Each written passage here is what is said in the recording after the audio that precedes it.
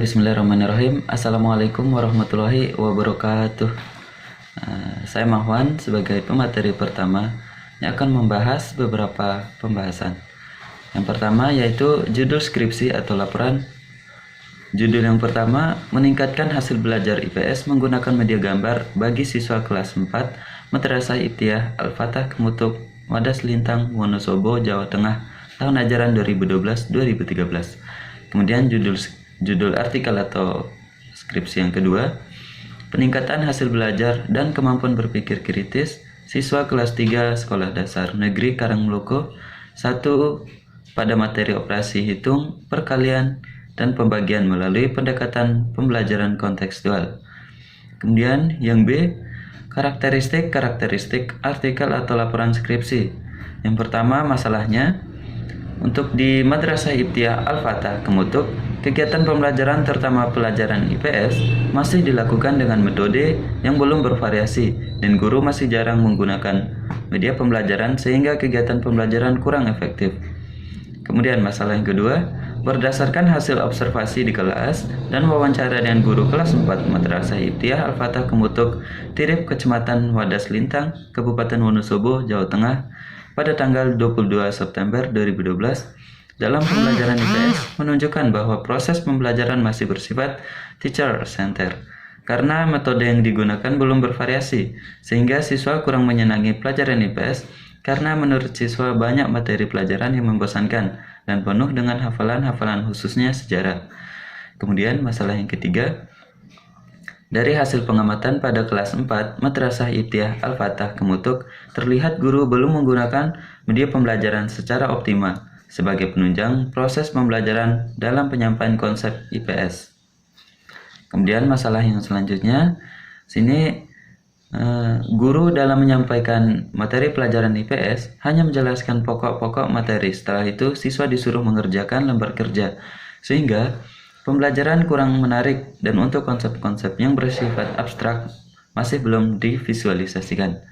Kemudian dampaknya, sebagai dampak dari proses kegiatan pembelajaran di atas mengakibatkan hasil belajar IPS siswa kelas 4 tahun pelajaran 2012-2013 yang diperoleh lebih rendah jika dibandingkan dengan mata pelajaran lain. Hal ini dapat dilihat pada tabel data perolehan nilai rata-rata semester 1. Kemudian yang ketiga, faktor pendorong masalah. Guru dalam proses pembelajaran belum menggunakan media, khususnya media gambar, karena adanya beberapa alasan. Alasan yang pertama, guru belum menggunakan media dalam pembelajaran karena mengajar dengan menggunakan media perlu persiapan yang lama dan memakan waktu banyak sehingga tidak efisien. Jadi, guru jarang menggunakan media dalam proses pembelajaran, apalagi kalau media itu semacam OHP, audiovisual, VCD, slide, proyektor, atau internet. Kemudian alasan yang kedua, guru tidak sempat memikirkan membuat media pembelajaran dan biaya yang mahal. Kemudian yang keempat, solusinya berdasarkan masalah di atas, guru hendaknya menggunakan media dan metode yang inovatif untuk meningkatkan proses pembelajaran di kelas. Penggunaan media pembelajaran bukan sekedar upaya untuk membantu guru dalam mengajar, tetapi lebih dari itu sebagai usaha memudahkan membantu guru dalam mengajar. Lebih dari itu sebagai usaha memudahkan siswa dalam mempelajari mata pelajaran. Akhirnya, media pembelajaran memang pantas digunakan oleh guru, bukan hanya sekedar alat bantu mengajar bagi guru, namun diharapkan akan timbul kesadaran baru bahwa media pembelajaran telah menjadi bagian integral dalam sistem pendidikan, sehingga dapat dimanfaatkan semaksimal mungkin untuk membantu kelancaran bidang tugas yang diemban untuk kemajuan dan meningkatkan kualitas peserta didik. Pendidik juga harus membangun kemampuan pada dirinya agar merubah gaya-gaya mengajar bersifat tradisional menjadi gaya mengajar modern, sehingga guru mengajar dengan luwes dan gembira. Kemudian, selain itu, guru juga harus menggunakan metode dan media pembelajaran yang tepat sebagai upaya meningkatkan kualitas pembelajaran. Pemilihan berbagai metode dan media pembelajaran yang banyak jenisnya tentu harus dipertimbangkan sebelum digunakan. Misalnya, dengan memperhatikan beberapa aspek seperti materi yang akan disampaikan, tujuan pembelajaran, waktu yang tersedia, serta hal-hal yang berkaitan dengan proses pembelajaran. Mungkin itu saja penjelasan materi dari saya dan dilanjutkan pemateri selanjutnya. Terima kasih. Di sini saya akan bahas poin pertama, yaitu tentang masalah yang diangkat dari analisis skripsi ini, yaitu ada 3. Yang pertama, rendahnya hasil belajar siswa pada materi perkalian dan pembagian kepada siswa kelas 3 SD Negeri Karangmloko.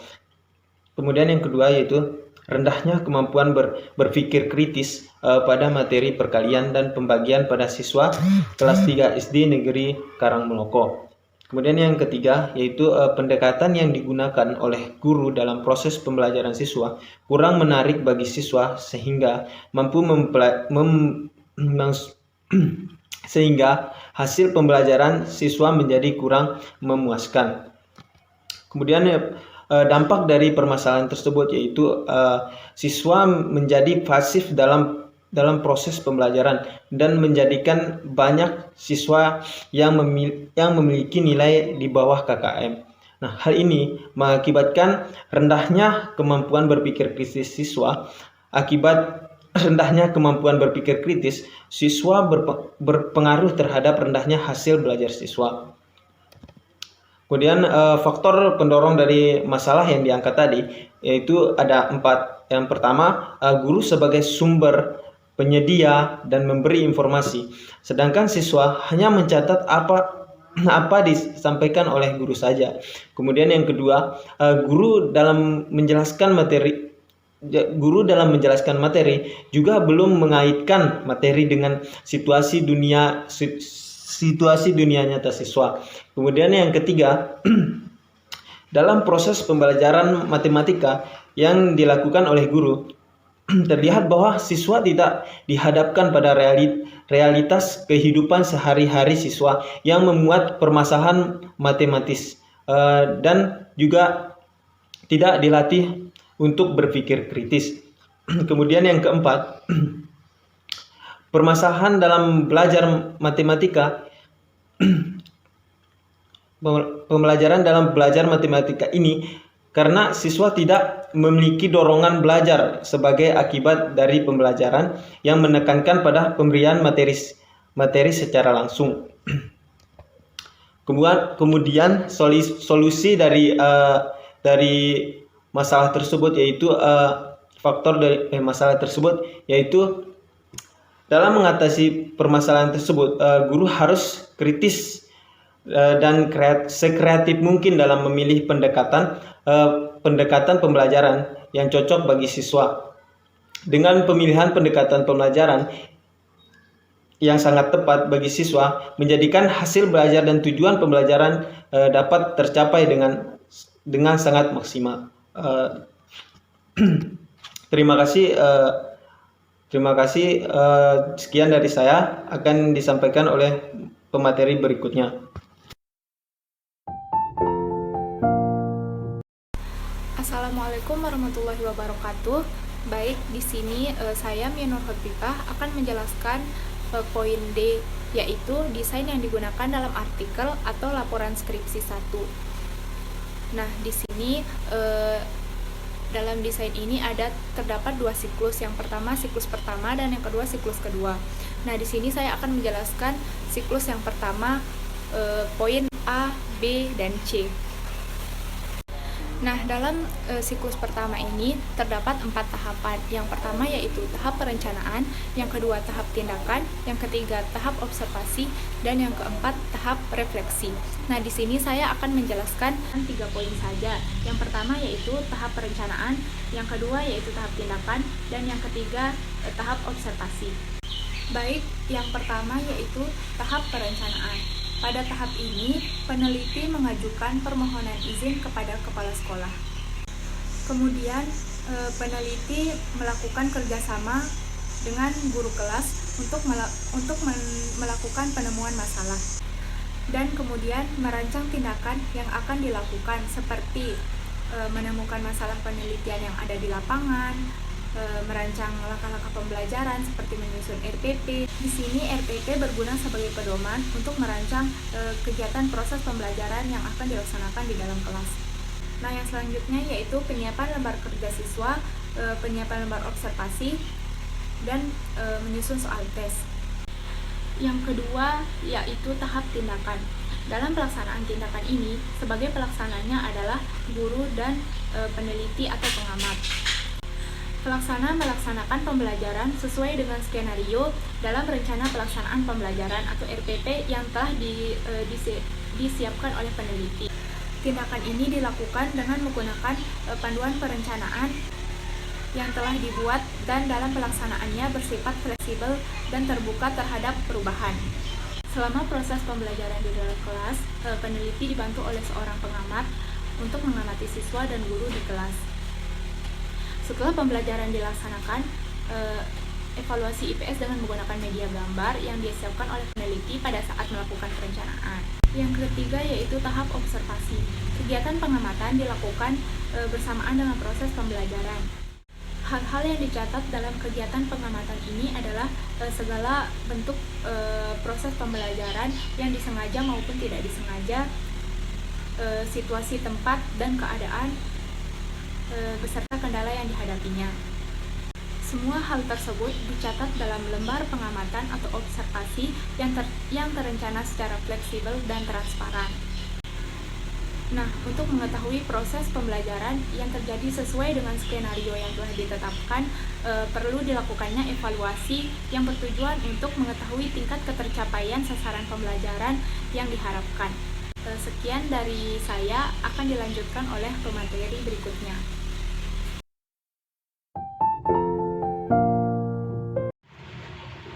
Baik, saya Nur Rahma akan melanjutkan materi selanjutnya, yaitu tentang tahap refleksi pada siklus pertama untuk artikel 1.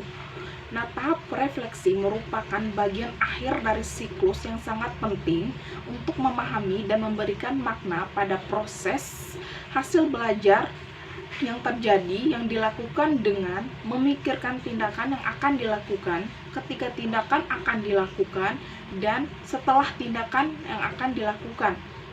Nah, kegiatan yang dilakukan pada merefleksi ini adalah melakukan analisis dan mengevaluasi atau mendiskusikan data yang diperoleh. Data yang telah dikumpulkan dalam observasi harus secepatnya dianalisis atau diinterpretasikan atau diberi makna sehingga dapat ditindaklanjuti atau diberi tindakan untuk mencapai tujuan. Jika interpretasi data tersebut belum mencapai tujuan yang diharapkan, maka peneliti atau observer melakukan langkah-langkah perbaikan untuk diterapkan pada siklus selanjutnya demi tercapainya hasil belajar siswa yang belum mencapai indikator keberhasilan atau tujuan. Nah, selanjutnya ada siklus 2. Nah, siklus 2 ini dilaksanakan atas dasar hasil dari siklus 1. Apabila pada siklus 1 belum mencapai memenuhi KKM, maka akan dilakukan siklus 2. Nah, selanjutnya saya akan menjelaskan tentang alasan mengapa peneliti menggunakan desain tindakan kelas dalam penelitian ini. Nah, alasan digunakannya penelitian tindakan kelas dalam penelitian ini yaitu untuk memperbaiki dan meningkatkan kualitas hasil belajar IPS dengan menggunakan media gambar melalui tindakan dalam kelas, dalam beberapa kelas dengan menggunakan beberapa tahap atau siklus yang telah direncanakan. Sekian dari materi yang saya sampaikan. Selanjutnya akan disampaikan oleh pemateri selanjutnya. Assalamualaikum warahmatullahi wabarakatuh. Saya Nurul Atifah sebagai pemateri kelima akan menyampaikan hasil presentasi mengenai desain penelitian serta siklus dalam pelaksanaan penelitian pada jurnal atau skripsi yang kedua. Pada penelitian kali ini, peneliti menggunakan desain penelitian PTK atau penelitian tindakan kelas yang menggunakan teori dan model yang diadopsi dari Chemis dan MC Taggart. Nah, di sini peneliti melakukan dua siklus, yaitu siklus 1 dan siklus 2. Pada siklus 1 yang dilakukan peneliti yaitu yang pertama yaitu perencanaan tindakan. Nah, perencanaan tindakan ini dilakukan untuk mengetahui permasalahan yang terjadi di dalam kelas melalui kegiatan observasi dan wawancara yang dilakukan kepada guru. Siklus 1 ini dilakukan dalam 2 kali pertemuan, di mana masing-masing pertemuan dengan alokasi waktu 2 kali 35 menit. Materi yang diajarkan pada siklus 1 ini yaitu operasi, hitung, perkalian, dan pembagian. Sebelum melaksanakan siklus 1, peneliti mempersiapkan beberapa perangkat pembelajaran seperti silabus, RPP, bahan ajar, media pembelajaran, beserta lembar observasi. Soal evaluasi pada siklus 1 ini terdiri dari 5 butir soal dalam bentuk esai. Kemudian selain menyiapkan perangkat pembelajaran, peneliti juga menyiapkan penilaian untuk validasi instrumen dan kuesioner penelitian. Kemudian peneliti melakukan validasi perangkat pembelajaran kepada para ahli, yaitu dosen dan guru. Selanjutnya yaitu pelaksanaan tindakan. Nah, pelaksanaan tindakan ini terdiri dari pertemuan 1 dan pertemuan 2. Pada pertemuan 1 yaitu ada kegiatan awal. Nah, di dalam kegiatan awal ini yang guru lakukan yaitu adalah tindakan apersepsi, di mana guru akan memberikan pertanyaan yang berkaitan dengan kehidupan sehari-hari dengan materi yang akan diajarkan, yaitu berupa penjumlahan, perkalian, dan pembagian. Yang kedua yaitu kegiatan inti. Nah, pada kegiatan inti ini ada kegiatan experiencing, yaitu di mana guru memberikan penjelasan awal mengenai materi perkalian dan pembagian melalui kegiatan tanya jawab dan bagaimana cara menyelesaikan soal tersebut menggunakan media konkret berupa kelereng. Setiap siswa diberikan kesempatan untuk terlibat langsung atau melakukan percobaan menyelesaikan soal menggunakan media kelereng tersebut. Selanjutnya ada kegiatan cooperating. Di sini siswa akan membentuk 6 kelompok sesuai petunjuk guru, dengan cara guru akan menyuruh siswa berhitung 1 sampai 6, kemudian akan membentuk kelompok-kelompok dari hasil hitungan tersebut. Kemudian guru akan melakukan demonstrasi cara menggunakan media blok DNS untuk menyelesaikan soal perkalian dan pembagian kepada siswa, dan selanjutnya guru akan memberikan kesempatan kepada siswa untuk menyelesaikan soal perkalian dan pembagian menggunakan media blok DNS tersebut. Dalam kegiatan cooperating ini juga peserta didik akan menjawab soal secara berkelompok di LKS menggunakan metode blok DNS. Kegiatan terakhir pada kegiatan inti ini itu ada kegiatan applying. Nah, pada kegiatan applying ini setiap kelompok akan mempresentasikan hasil kerjanya. Kemudian guru akan mempresentasikan kembali materi tentang perkalian dengan hasil 2 angka dan pembagian 2 angka dan 1 angka menggunakan cara susun pendek. Lalu siswa akan mengerjakan soal yang ada di LKS secara berkelompok. Yang ketiga ada kegiatan penutup. Nah, kegiatan penutup ini merupakan kegiatan transferring, di mana siswa mendapatkan kesempatan untuk bertanya kembali kepada gurunya tentang hal yang tidak mengerti dari materi yang telah diajarkan. Kemudian melalui bimbingan guru, siswa akan dibantu untuk menyimpulkan hasil pembelajaran hari ini. Dan terakhir, siswa akan mengerjakan soal secara individu sebagai penilaian autentik. Pada pertemuan 2 ini yaitu kegiatan relating, di mana guru akan melakukan apersepsi dengan cara tanya jawab mengenai perkalian dan pembagian menggunakan kartu bilangan. Yang kedua adalah kegiatan inti. Nah, di kegiatan inti ini ada kegiatan experienting. Nah, di kegiatan experienting ini guru akan melakukan demonstrasi perkalian dan pembagian bilangan 3 angka menggunakan media blok DNS. Kemudian guru memberikan contoh soal perkalian dan pembagian 3 angka dalam bentuk blok DNS, lalu dilanjutkan dengan guru menjelaskan materi selanjutnya dan memberikan presentasi mengenai soal cerita tentang perkalian dan pembagian dan bagaimana cara mengerjakannya ke dalam bentuk matematika bersusun pendek. Di kegiatan coopering ini, siswa akan dibagi menjadi 6 kelompok sesuai petunjuk guru dengan cara menghitung 1-6. Kemudian kelompok-kelompok tersebut akan mengerjakan soal cerita secara berkelompok di LKS. Lalu ada kegiatan applying, di mana di kegiatan applying ini masing-masing kelompok akan melakukan presentasi, kemudian guru akan memberikan kesempatan kepada peserta didik yang lainnya untuk menanggapi hasil presentasi dari kelompok yang akan maju mempresentasikan hasil kerjanya. Yang ketiga adalah kegiatan penutup. Kegiatan penutup ini merupakan kegiatan transferring di mana guru akan memberikan kesempatan kepada peserta didik untuk menanyakan materi yang belum dipahami, lalu dengan bantuan guru, peserta didik akan menyimpulkan hasil pembelajaran hari ini. Kemudian terakhir mereka akan mengerjakan soal secara individu sebagai penilaian autentik. Bismillahirrahmanirrahim. Assalamualaikum warahmatullahi wabarakatuh. Perkenalkan, nama saya Nuzatun Adawiyah dengan NIM E1E0181111. Baik, di sini saya akan melanjutkan materi desain yang digunakan artikel atau laporan skripsi pada siklus 1 poin C, di mana pada poin C ini yaitu observasi atau pengamatan. Observasi atau pengamatan. Setiap pertemuan pada siklus 1, peneliti melakukan observasi untuk mengetahui hasil belajar matematika siswa pada materi operasi, hitung perkalian dan pembagian. Peneliti melakukan evaluasi setiap akhir pertemuan pembelajaran. Hal ini dilakukan peneliti untuk mengetahui peningkatan hasil belajar siswa.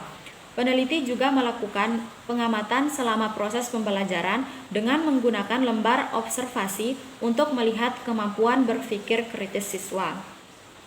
Di sini juga peneliti menggunakan kamera handphone untuk mendokumentasikan tindakan yang dilakukan siswa selama proses pembelajaran. Selanjutnya poin D yaitu refleksi. Refleksi merupakan kegiatan evaluasi untuk melihat rencana dari awal hingga akhir. Refleksi bertujuan untuk mengetahui apakah tindakan yang telah dilakukan menunjukkan keberhasilan atau tidak. Dalam tahap refleksi ini, peneliti memulainya dengan menentukan apakah tindakan yang dilakukan sebagai pemecahan masalah sudah mencapai tujuan atau belum. Setelah itu, peneliti mengambil keputusan untuk melakukan siklus lanjutan atau berhenti karena permasalahan telah terpecahkan. Apabila pada hasil siklus 1 menunjukkan bahwa target pada siklus 1 belum tercapai, maka perlu dilanjutkan ke siklus kedua. Selanjutnya yaitu siklus 2. Siklus 2 dilaksanakan atas dasar hasil refleksi siklus 1. Apabila pada siklus 1 belum memenuhi KKM, dan apabila indikator belum tercapai pada siklus 2, maka dilaksanakan siklus berikutnya dengan alur yang sama. Alasan digunakan penelitian tindakan kelas dalam penelitian ini yaitu dengan tujuan untuk meningkatkan praktik dan proses pembelajaran guna meningkatkan hasil belajar dan kemampuan berpikir kritis peserta didik melalui tahapan-tahapan yang telah direncanakan berdasarkan model PTK dan yang diadopsi dari Chemnitz dan MC Taggart. Sekian pemaparan materi dari saya kembalikan ke moderator. Terima kasih. Sekian video presentasi dari kelompok 7. Mohon maaf apabila terdapat kesalahan dan kekurangan. Assalamualaikum warahmatullahi wabarakatuh.